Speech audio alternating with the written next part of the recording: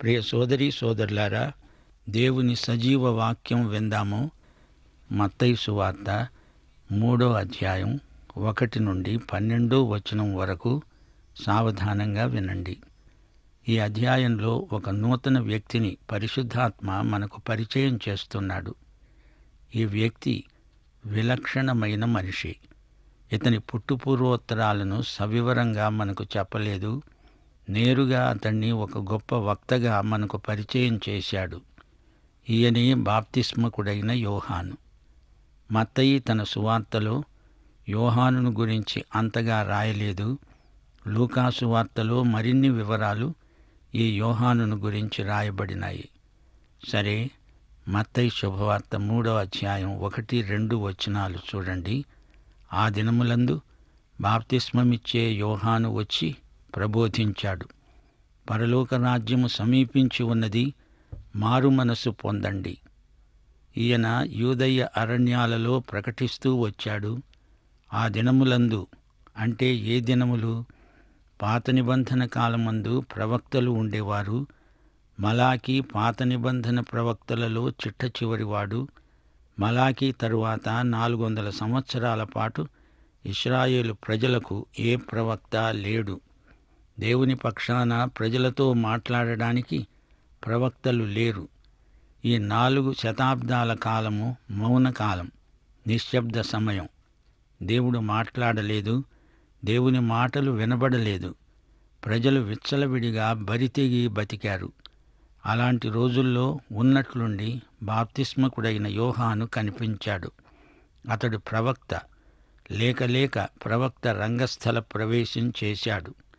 పాత నిబంధనలోని చివరి ప్రవక్త అన్నామే. ఆ మలాకీ ఈ ప్రవక్తను గురించి కొన్ని మాటలు చెప్పాడు. మలాకీ గ్రంథం 3వ అధ్యాయం 1వ వచనం, ఇదిగో, నాకు ముందుగా మార్గము సిద్ధపరచడానికి నేను నా దూతను పంపుతున్నాను. మీరు వెతికే ప్రభువు, అనగా మీరు కోరే నిబంధన దూత తన ఆలయమునకు హఠాత్తుగా వస్తాడు. ఇదిగో, ఆయన వచ్చేస్తున్నాడని సైన్యములకు అధిపతి అయిన యెహోవా సెలవిస్తున్నాడు. యోహాను ఒక దూతగా వస్తున్నాడు. బాప్తిస్మకుడైన యోహాను ఒక వార్తావహుడు.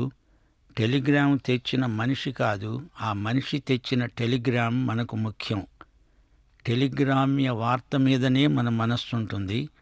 అలాగే యోహాను వార్తావహుడుగా అంత ముఖ్యం కాదు గాని అతడు మోసుకొని తెచ్చిన వార్త మనకెంతో ముఖ్యం.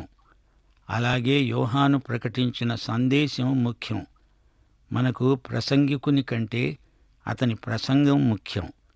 దేవునికైతే ప్రసంగికుడు ముఖ్యమే. దూతగా వచ్చిన యోహాను ఏమి ప్రకటించాడు? పరలోక రాజ్యం సమీపించింది, మారు మనసు పొందండి. రాజ్యం అనే మాట మత్తయి సువార్తలో పదే పదే వినపడుతుంది. పరలోక రాజ్యం, దేవుని రాజ్యం, ఈ రెండూ ఒకటేనా అని అడుగుతారా? మత్తయి సువార్త 4వ అధ్యాయం 23వ వచనంలో దేవుని రాజ్యం అన్నాడు. ఇక్కడేమో పరలోక రాజ్యం అంటున్నాడు. పరలోక రాజ్యం అంటే పరలోక ప్రభుత్వం ఇక్కడ ప్రవర్తిల్లితే అది పరలోక రాజ్యం. పరలోక రాజు యేసు ప్రభువు. పరలోక సామ్రాజ్యం ఇక్కడికి విస్తరించినప్పుడు ఇది పరలోక రాజ్యం అవుతుందని గ్రహించాలి. మరి దేవుని రాజ్యం ఏమిటి? నూతన జన్మ పొందిన విశ్వాసులు సంఘంగా కూడుకుంటారు. సంఘం దేవుని రాజ్యమే. సంఘమందు అమలుపరచబడేది దేవుని రాజ్య నీతి, రాజ్య నియమాలు, రాజ్య నిబంధనలు. పరలోక రాజ్యం ఇంకా రాలేదు, అది సమీపంగా ఉంది. పరలోకమందున్న మా తండ్రి, నీ పరలోక రాజ్యం వచ్చునుగాక. అయితే దేవుని రాజ్యం మాత్రం మన మధ్యనే ఉంది. అదే సంఘం. దేవుని రాజ్యంలో చేరిన వారే పరలోక రాజ్యంలో భాగమవుతారు. మత్తయి ఈ 2 మాటలను ప్రత్యేకంగా అర్థవంతంగా ప్రయోగించాడు. పరలోక రాజ్యం సమీపించి ఉన్నది అని యోహాను ప్రకటించాడు. అనగా యేసు రెండోసారి వచ్చినప్పుడు పరలోక రాజ్యం స్థాపించబడుతుంది. పరలోక రాజ్యం సమీపించింది అంటే పరలోక రాజైన యేసు ప్రభు రాకడ సమీపమై ఉంది. యోహాను ప్రకటించిన పరలోక రాజ్యం యేసు రెండో రాకడను సూచిస్తోంది. యేసు వచ్చాడు, ఆయనను రక్షకుడుగా అంగీకరించండి. తరువాత ఆయన వస్తాడు, రాజ్యం స్థాపిస్తాడు. రక్షకుణ్ణి రాబోయే రాజుగా యోహాను ప్రకటించాడు. మారుమనసు పొంది రక్షకుణ్ణి అంగీకరించండి, పరలోక రాజ్యం వస్తుంది, అందులో మీరుంటారు. ఇదే యోహాను సందేశ సారాంశం. మారుమనస్సు అంటే పశ్చాత్తాపం. మారుమనసు అంటే ప్రభువు మనసుతో ఏకీభవించటం. నీవు పాపివి అని దేవుడంటే, అవును ప్రభువా క్షమించు అని విరిగి నలిగిన మనస్సుతో అడగడమే మారుమనస్సు. మెటోనియా అనే గ్రీకు పదానికి అనువాదమే మారుమనస్సు, పశ్చాత్తాపం. నీ మనసు మారి నూతనమవ్వాలి. యేసు మనసుతో నీ మనసు ఏకమైపోవాలి. నీ మనస్సు పోవాలి, యేసు మనస్సు రావాలి. నీ మనసు తన మార్గాన్ని విడిచి వైదొలగి దేవుని మార్గానికి మారాలి. అదే మారుమనసు. మారుమనసు దేవుని ప్రజలకు అవసరం. మారుమనసు అనేది విశ్వాసి జీవితంలో కొనసాగే నిరంతర ప్రక్రియ. ఇక్కడ యోహాను ఆ కాలపు యూదులను, అనగా దేవుడు ఏర్పరచుకున్న ఇశ్రాయేలు జనాంగమును ఉద్దేశించి మారుమనస్సు పొందమని హెచ్చరిస్తున్నాడు. దేవుని బిడ్డలారా, మారుమనస్సు మీకు అక్కర్లేదనుకుంటున్నారా? లవొదికయ సంఘం మారుమనస్సు పొందాలి. యేసు మనసుకు నీ మనసుకు మధ్య సంఘర్షణ కలగకూడదు. ఎఫెసు సంఘానికి మారుమనస్సు కావాలి. విశ్వాసులు ఆధ్యాత్మిక జీవితంలో చల్లబడి మొదటి ప్రేమను కోల్పోయినప్పుడు మారుమనస్సు రావాలి, అనగా దేవుని వైపునకు మరలాలి. ప్రకటన 2:5 సంఘమా, నీవు ఏ స్థితిలో నుండి పడిపోయావో అది జ్ఞాపకము చేసుకొని మారుమనస్సు పొంది ఆ మొదటి క్రియలను చెయ్యి.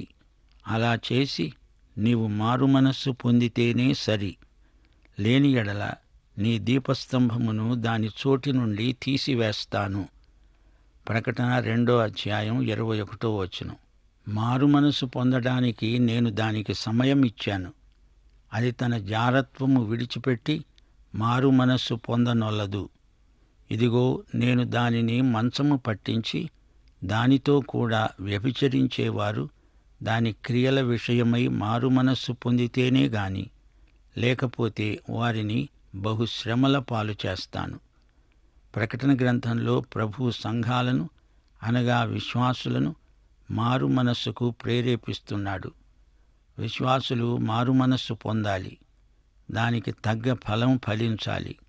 ప్రియ శ్రోత, నీ ఆధ్యాత్మిక జీవితం ఎలా ఉంది? వెనకబడిపోయావా? జారిపోయావా? నీది తిరోగమనమా, పురోగమనమా? వెనకబడిపోయినట్లయితే ఇప్పుడే ఈ క్షణమే మారుమనస్సు పొందు. లేకపోతే నీకు నిత్య నష్టం వాటిల్లుతుంది. మారుమనస్సు లేకుండా నీవు దేవుని ప్రేమను అనుభవించలేవు.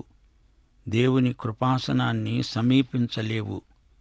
పాపములో నీవు దేవుని సన్నిధిలోకి ఎలా రాగలవు? పాపానికి శిక్ష తప్పదు. యెహెజ్కేలు గ్రంథం 18:4 పాపం చేసేవాడెవడో వాడే మరణం పొందుతాడు. ధర్మశాస్త్రం నిర్దాక్షిణ్యంగా పాపిని శిక్షిస్తుంది. లేవియకాండం 1:4 పాపము చేసిన వారిని కొట్టి చంపాలి, లేదా పాప పరిహారానికి బలి అర్పించాలి. ఒక పాపి విషయంలో దేవుని వైఖరి ఎలాంటిదో గుర్తించండి. మరణమునకు తగినవాడు మరణము నొందుటను బట్టి నేను ఏమాత్రమూ సంతోషించను. కాబట్టి మీరు మీ మనస్సులను త్రిప్పుకొని, అనగా మారుమనస్సు పొంది నా తట్టు తిరిగిన ఎడల మీరు బ్రతుకుతారు. ఒక పాపి తన పాపపు మనస్సు మార్చుకొని యేసు ప్రభువునందు విశ్వాసముంచి పశ్చాత్తాపమునందకపోయినట్లయితే ఎట్టి ప్రయోజనము ఉండబోదు. మారుమనస్సు పొందనొల్లని ఎడల మీరందరూ నశిస్తారు అని ప్రభువు హెచ్చరించాడు. మారుమనస్సును గురించి అపోస్తలిక ప్రముఖుడైన పౌలు అన్నాడు, దైవ చిత్తానుసారమైన దుఃఖము రక్షణార్థమైన మారు మనస్సుకు నడిపిస్తుంది. 2 కొరింథీ 7:10 పశ్చాత్తప్త హృదయంతో, ప్రభూ, నేను పాపిని, నన్ను క్షమించు అని ఆయనను అడిగితే యేసు ప్రభువు నీకు మారు మనస్సు దయచేస్తాడు. దేవుడు నిన్ను చూస్తున్నట్లు నిన్ను నీవు చూచుకోగలిగితే అదే మారు మనస్సు. ఎంత ఘోర పాపి అయినా దేవుని చేత క్షమించబడి మారు మనస్సు పొందవచ్చు. అట్టి అనుభవం నీకు కలిగించేవాడు పరిశుద్ధాత్మ. పాపమును గురించి, నీతిని గురించి, తీర్పును గురించి ఒప్పుదల కలిగించేవాడు పరిశుద్ధాత్మే. మత్తయి సువార్త 3:2 పరలోక రాజ్యము సమీపించింది, మారు మనస్సు పొందండి అని యూదయ అరణ్యములో యోహాను ప్రకటించాడు. యోహాను అరణ్యంలో ప్రకటిస్తూ ఉంటే ప్రజలు తండోపతండాలుగా వచ్చారు. అతడు ప్రజల వద్దకు వెళ్లడం కాదు, ప్రజలే అతని వద్దకు వచ్చారు. ఈ రోజున బోధకులు కొందరు ప్రజాకర్షణకు ఏమేమో చెబుతున్నారు, ఏదేదో చేస్తున్నారు. ప్రజలైతే ఈ బోధకుల దగ్గరికి వస్తున్నారు గాని దేవుని దగ్గరికి రావటం లేదు. ఇదెంతో శోచనీయమైన సంగతి. యోహాను ఆకర్షణ కాదు, అతని వ్యక్తిత్వము కాదు, అది దేవాకర్షణ. యోహాను భాష అంత ఆకర్షణీయమా అంటే అది కాదు. మంచి అందమైన ఆలయంలో చక్కగా తీర్చిదిద్దిన ప్రసంగ వేదిక కాదు, అది అరణ్యసీమ. ప్రజలు యోహాను సందేశానికి కదిలించబడ్డారు. వారిలో సంచలనాత్మకమైన మారు మనస్సు కలిగింది. యూదయ అరణ్యం యెరూషలేమునకు 50 కిలోమీటర్ల దూరంలో ఉంది. యెరికో పట్టణానికి 8 కిలోమీటర్ల దూరంలో ఉంది. బేతేలుకు 20 కిలోమీటర్ల దూరంలో ఉంది. సమరయ పట్టణానికి ఈ అరణ్యం 58 కిలోమీటర్లు. ప్రజలు ఇంత దూరము ప్రయాణం చేసి వచ్చి యోహాను చెప్పిన వాక్యం విన్నారు. ప్రజలలో దేవుని వాక్యం మీద శ్రద్ధ రాను రాను ఈ రోజుల్లో తగ్గిపోతున్నట్లు కనిపిస్తోంది. దేవుణ్ణి ప్రేమించేవారు దేవుని వాక్యాన్ని ప్రేమిస్తారు. బోధకులు కూడా ప్రజలకు మారుమనస్సు కలిగించే ప్రసంగాలు చేయాలి గాని ప్రజలకు కాలక్షేపం బోధలు చేయకూడదు. యూదయ అరణ్యసీమలో బోధించే యోహాను ఎలాంటివాడు? మత్తయి శుభవార్త 3:3-4 ఈ యోహాను ఒంటె రోమముల వస్త్రమును మొల చుట్టూ తోలుదట్టి ధరించుకునేవాడు. మిడతలు, అడవి తేనె అతనికి ఆహారం. యోహాను అసాధారణమైన వ్యక్తి. ఏలియాలాగే వస్త్రధారణ. యోహాను మొగమాట మెరుగని బోధకుడు. పాపాన్ని నిర్ద్వంద్వంగా ఖండించడానికి వెనుతీయడు. మత్తయి సువార్త 3:7 పరిసయ్యులలో, సద్దూకయ్యులలో అనేకులు బాప్తిస్మము పొందడానికి వస్తూ ఉంటే యోహాను నిర్మోహమాటంగా మాట్లాడాడు. సర్పసంతానమా, రాబోయే ఉగ్రత నుండి తప్పించుకోవడానికి మీకు బుద్ధి చెప్పిన వాడెవడు? మారు మనసుకు తగ్గ ఫలము ఫలించండి. యోహాను ఎంతైనా యథార్థపరుడు. నేను తగ్గాలి, ప్రభువు హెచ్చాలి, ఇదే అతని ధ్యేయం. మారుమనస్సు నిమిత్తము నేను నీళ్లలో మీకు బాప్తిస్మమిస్తున్నాను. అయితే నా వెనుక వచ్చేవాడు నాకంటే శక్తిమంతుడు. ఆయన చెప్పులు మోయటానికి కూడా నేను పాత్రుణ్ణి కాను. ఆయన పరిశుద్ధాత్మతో, అగ్నితో మీకు బాప్తిస్మమిస్తాడు అని అతడు ప్రభువును గురించి చెప్పాడు. యోహాను నీతిమంతునిగా తగ్గింపు జీవితాన్ని కలిగిన వ్యక్తి. స్త్రీలు కనిన వారిలో యోహాను కంటే నీతిమంతుడు లేనే లేడని లూకాసు వార్తలో ప్రభువు సాక్ష్యమిచ్చాడు. ఈ గొప్ప ప్రవక్త ప్రసంగాంశం ఏమిటంటారా? మత్తయి సువార్త 3:3 ప్రభువు మార్గము సిద్ధపరచండి, ఆయన మార్గము సరళము చేయండి, సరిచేయండి, తిన్నది చేయండి అంటూ అరణ్యంలో కేక వేసే ఒక శబ్దం. ప్రవక్త అయిన యెషయా ప్రవచనమిది. యెషయా గ్రంథం 40:3 ఆలకించండి, అడవిలో ఒకడు ప్రకటిస్తున్నాడు. ఎట్లనగా, మార్గము సిద్ధం చేయండి, ఎడారిలో మా దేవుని రాజ్య మార్గము సరళము చెయ్యండి. యెషయా ప్రవక్త ఎవరిని గురించి ప్రకటించాడో ఆ వ్యక్తే ఈ యోహాను. ఇతడు అరణ్యంలో కేకవేసే ఒక శబ్దం. పట్టణాల్లో కాదు, పెద్ద పెద్ద మహానగరాలలో కాదు, అరణ్యంలో కేకవేసే శబ్దం. అనగా అతడు చిన్న సాధనం. యోహాను తనను గురించి ఎప్పుడూ గొప్పలు చెప్పుకోలేదు, ప్రగల్భాలు పలకలేదు. తాను తగ్గాడు, ప్రభువును హెచ్చించాడు. మనము కూడా ప్రభువును పైకి ఎత్తితే ఆయనే అందరినీ ఆకర్షించుకుంటాడు. యోహాను మొగమాట మెరుగని వ్యక్తి. ఉన్నది ఉన్నట్లుగా చెబుతాడు. ఎంతటి గొప్ప వ్యక్తి అయినా, రాజైనా పాపము చేసినప్పుడు గట్టిగా గద్దిస్తాడు. ఆ కాలపు నాయకుల దుష్ప్రవర్తనను వేలుపెట్టి చూపి మందలించాడు, ఖండించాడు, నిర్భయంగా పాపాన్ని ఎదిరించి పోరాడాడు. సద్దూకయులకు, పరిసయ్యులకు ఈ మాటలు చెప్పాడు. వారిని ఉద్దేశించి సర్పసంతానమా అని సంబోధించాడు. దేవుని కొరకు ఒక సుడిగాలి వలె అతని ప్రసంగం వీచింది. పాపాన్ని, ప్రజలలోని అవినీతిని గద్దించాడు. యోహాను గొప్ప దైవజనుడు. యోహాను ఖండన మండనలు నిర్మాణాత్మకమైనవి, వినాశనాత్మకమైనవి కానే కాదు. వ్యక్తుల జీవితాలను కట్టడానికి విమర్శించాడు గాని పడగొట్టటానికి కాదు. వ్యక్తి యొక్క పాపాన్ని కక్షతో, అసూయతో కాక ప్రేమ గలిగి సత్యము చెప్పాలి. యోహాను యూదయ అరణ్యంలోకి వెళ్ళకముందు అతడు దేవుని సముఖంలో ఎక్కువ సమయం గడిపేవాడు. అందుచేతనే అతడంత నిర్భయంగా పాపాన్ని పాపంగా ఖండించాడు. కాబట్టి మనుషుల ఎదుటికి వచ్చే ముందు దేవుని సన్నిధిలో సమయం గడపాలి. దేవుని ముందు ఎంత సమయం గడుపుతామో అంత ధైర్యంగా మనం ప్రజల ఎదుట నిలవగలుగుతాము, బోధించగలుగుతాము. ఈయన విలక్షణమైన, అసాధారణమైన వ్యక్తి. ఆయన వేసుకున్న దుస్తులు, తినే ఆహారము ఎలాంటివి? ఈ యోహాను ఒంటె రోమముల వస్త్రము, మొల చుట్టూ తోలు దట్టి ధరించుకునేవాడు. మిడతలు, అడవి తేనె అతనికి ఆహారం. ఇలాంటి మోటు మనిషిని ఎవరు లెక్క చేస్తారు? ఆ కాలంలోని ప్రజలు మాత్రం భక్త యోహానును చూచి భయపడేవారు. అతని నోట ఎల్లప్పుడూ దేవుని వాక్యమే ఉండేది. అతడెవరికీ భయపడేవాడు కాడు. 400 సంవత్సరాలు అనగా 4 శతాబ్దాల పాటు అప్పటి ప్రజలకు ప్రవక్త లేడు. ఆ తరువాత యోహాను వచ్చాడు. ప్రజలతన్ని ఒక గొప్ప ప్రవక్తగా గుర్తించారు. ఇతని దుస్తులు, ఆహారము, ప్రవర్తన ఏలీయాను పోలి ఉండడం ఒక విశేషం. 1 రాజులు 1 అధ్యాయం 8వ వచనంలో ఏలీయా యొక్క వ్యక్తిత్వం వర్ణించబడింది.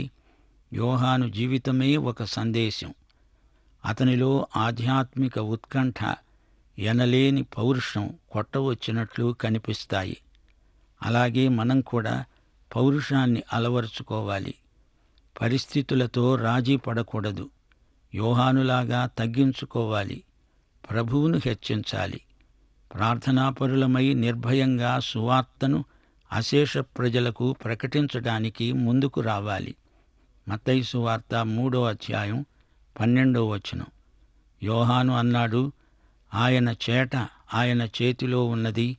ఆయన తన కళ్ళమును బాగా శుభ్రం చేసి గోధుమలను కొట్టులో పోసి ఆరని అగ్నితో పొట్టును కాల్చివేస్తాడు. పరిశుద్ధాత్మ చేసే పరిచర్య చాలా గొప్పది. మార్కు సువార్త 1వ అధ్యాయం 8వ వచనం. యోహాను అన్నాడు, నేను నీళ్లలో మీకు బాప్తిస్మమిచ్చాను గాని యేసు పరిశుద్ధాత్మలో మీకు బాప్తిస్మమిస్తాడు. లూకాసు వార్త 3వ అధ్యాయం 16, 17 వచనాలు.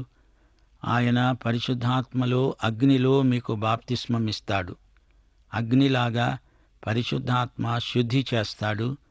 బంగారాన్ని పుటం పెడతాడు. మష్టును, చెత్తను దహించి వేస్తాడు. యోహాను ఇచ్చిన నీటి బాప్తిస్మము యేసు ఆత్మయందు ఇవ్వబోయే బాప్తిస్మానికి సూచనగా ఉన్నది. యోహాను బాప్తిస్మము నీటి బాప్తిస్మం. ఇక్కడ నీరు మాధ్యమం. అలాగే యేసు ఇచ్చే బాప్తిస్మానికి పరిశుద్ధాత్మే మాధ్యమం.